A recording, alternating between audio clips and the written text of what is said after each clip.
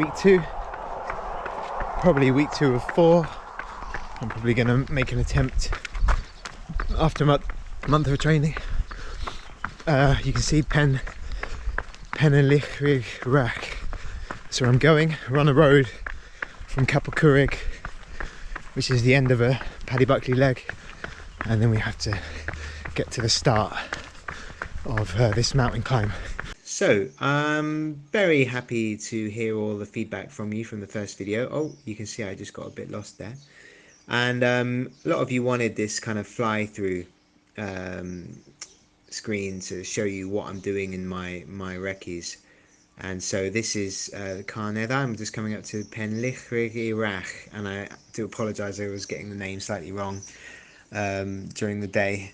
But this is the Carnedd, and this is the most remote region in England and Wales. So you can see from this mountain range, once you get up high, it's not actually that much altitude lost and gained, but it is still very rocky. So it's great to get up there and just get mountain fit, get the ankles strong, and get used to skipping through the crags and the rocks. So that's what I'm doing on this day. Also, I was backing up, so this was on the Saturday morning, and then I knew I was going to go out again on the Sunday morning. So there is a kind of a residual fatigue element that I was planning for and expecting. So week 1 was just one day, one big day on the mountains. Week 2, 2 big days, and then week 3 is going to be 2 big legs in one day. You can see this death march here. The reality is I had to get the car after I'd done the nice run on the mountains, so I had to run 4 or 5 miles back on the road. So it was about 4 hours and 16 miles that I covered in the video, and you'll be able to see me running through all this stuff and espousing all my knowledge now. So first thing is, why am I holding this bottle? I usually, well, for the winter round, I wore a rucksack. My squad at Track Tuesday actually bought me a really good one, brand called Ultimate Direction. Such a difference, really, really good. Really important just to know where everything is, not have to stop. All the pockets mean you can just reach for things rather than have to open up the bag. I'm not kit guy, I hate kit, but with the rucksacks I do find it kind of affects your balance a bit. I just thought the bum bag might be a better solution because, you know, it's nearer to the hips, centre of gravity. Also, I don't need to carry as much stuff. And when I do this round, I'm hoping my dad's going to be my support, so I will be supported. So at every end of every leg, he'll be on the road with his van, hopefully, and I can stock up on fluid and nutrition. I don't need to carry it all with me. Right, so I bought this thing for £12, impulse buy, Sports Direct, and it's already proving to be shit. I've got fizzy stuff in here and it's just spilling all over my bum. I didn't know what the hell was going on. I was like, why is it raining behind me? There's some exercises that I do to try and make it a bit easier to leap all these bogs. This is the hardest hill for me when I do the Paddy Buckley anti-clockwise. Running uphill and bog for this starting bit is really exhausting, and then it just gets steeper and steeper. With these Welsh names of these hills, I think they're brilliant. I love them. I think you need to embrace them. Pen y Llychreuach, the head of the slippery wits, is brilliant. John Kelly, I think the last guy to complete the Barkley Marathons, which is considered one of the toughest ultra races in the world. Definitely one of the most unique. He lives over here in UK now, and he completed a thing called the Grand Rounds, where he did the Paddy Buckley, then the Bob Graham, then the Ramsey round, and he cycled in between them.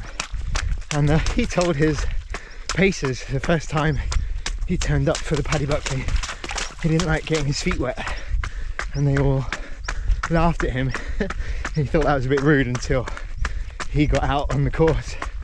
It's something you're going to have to get very familiar with, and the more you do it, the more you realise after you get up on the hills a bit where it's drier, they dry off so quick.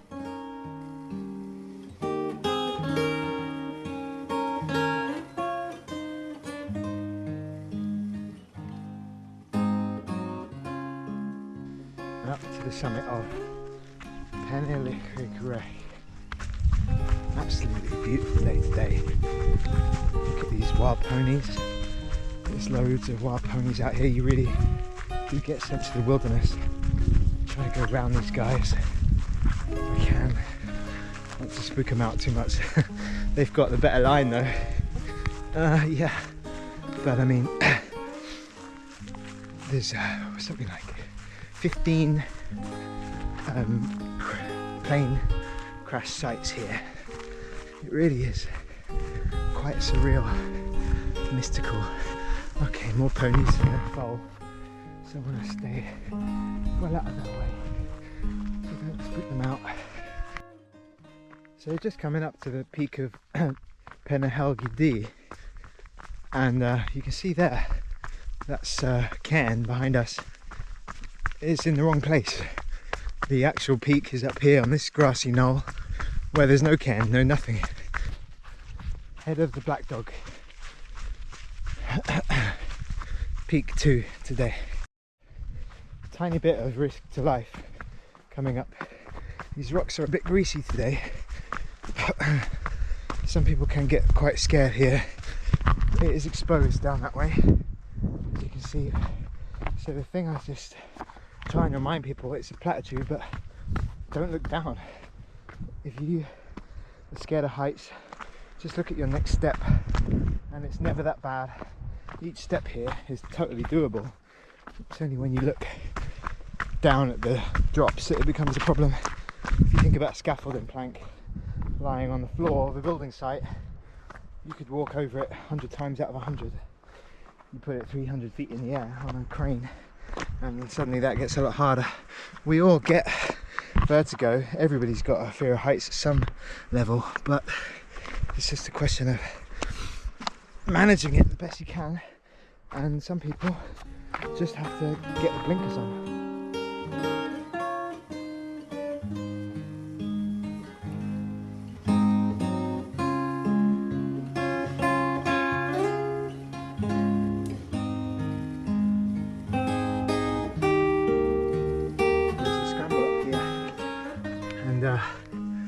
You're gonna get on your hands and knees really well. I don't like putting the knees down on rock, but I much prefer going up scrambles like this. It's almost as quick, sometimes quicker, and definitely safer. So that's one up for me on the anti-clockwise. So I like to do my long weekend recce's early. You know, I get up at 4 or 5. Last night, a 5-year-old girl woke up about 3 in the morning, howling with tummy pain. I mean, she really was writhing around like she was in agony. So we both jumped out of bed, and I was trying to cuddle her and get a hot water bottle and give her some Calpol, and Nina was on the phone to 111, and she calmed down enough to ask for some toast and jam. And then while Nina was on the phone to the second nurse, who kindly rang us up, amazing service, thanks a lot NHS as always, bit of toast and jam, pain mysteriously went away. So we're coming up to Carner Llewellyn now, and I just stopped to walk just to give me enough breath so I can tell you about what I'm going to do here. From Carner Llewellyn to the next peak, Carner David, is quite runnable. There's a bit of rock, but in the dry like this, it's very runnable, not too steep. And what I like to try and do is go into a state that I call hyper aware.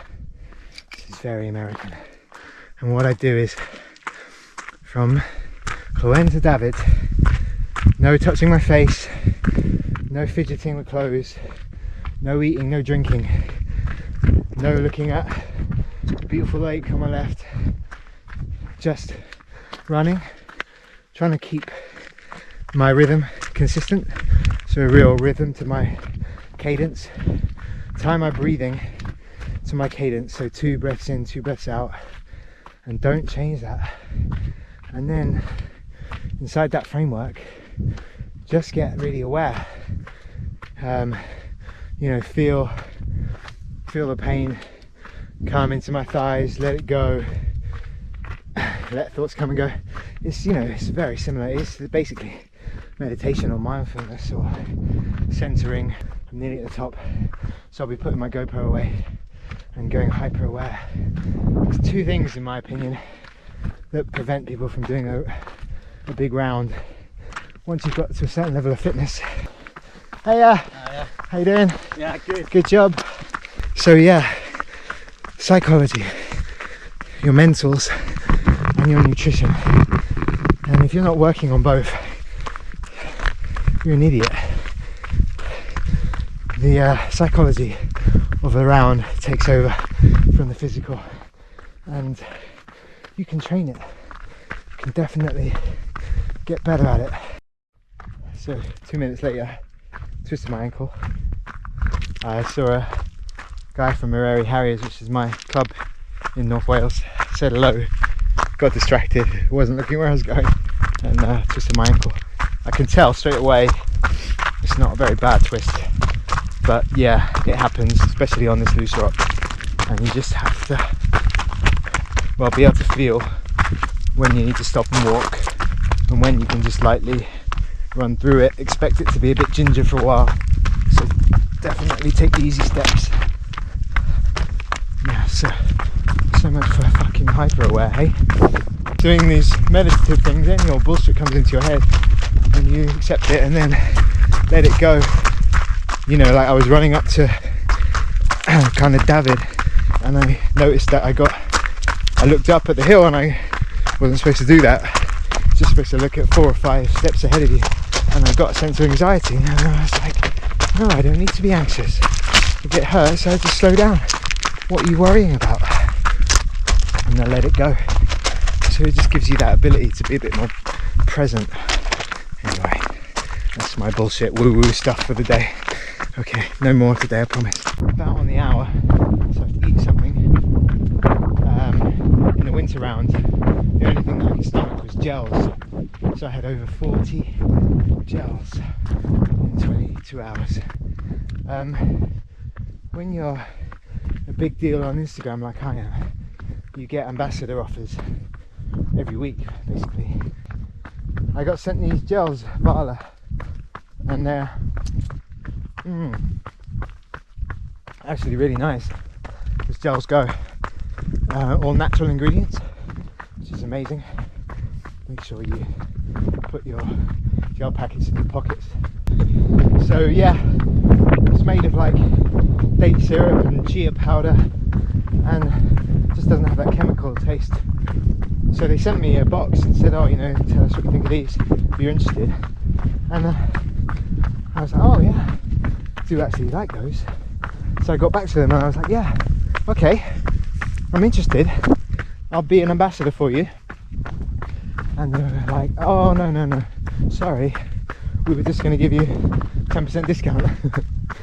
Oh god, that was embarrassing. But yeah, Nina bought me a pack for Christmas, so I've got some Vala gels. But yeah, really struggle to eat anything, so force myself to eat something on the hour, every hour. I've got some baby food in my bum bag as well. The nose of the white slope, I'm not sure why it's white, and you can see there it's Triven. The next one, it's actually mine and Nina's favourite mountain, very rocky. You have to scramble up it. We go up the west face. It's by far the easiest. And actually, they trained for the first successful Everest expedition. They trained on Triven. They were using it to train with their oxygen tanks, which was a new thing at the time. So they were going over deliberately difficult technical terrain, seeing if they could carry these oxygen tanks on their back. So I think Edmund Hillary has been up Triven. So there you go. I wonder what was harder, Triven or Everest. I am Vermoest, just coming into Capel Curig now. My back's aching. Oh man, my legs are just gone. So, you know, this is nearly 4 hours of running. It's the longest I've done since I was training for the winter round, and it's tough. It's going to take a while to get used to it. That's what we're training for. I've not had a drink for about an hour and a half. Oh man, it's going to be good. Treated and treated to some of the world's highest standards. You're welcome to help yourself to Capel Curig's finest tap water on us. Protect it, hydrate, and enjoy your travels. Oh, it's fucking empty. You're fucking joking me. Oh man, that's heartbreak.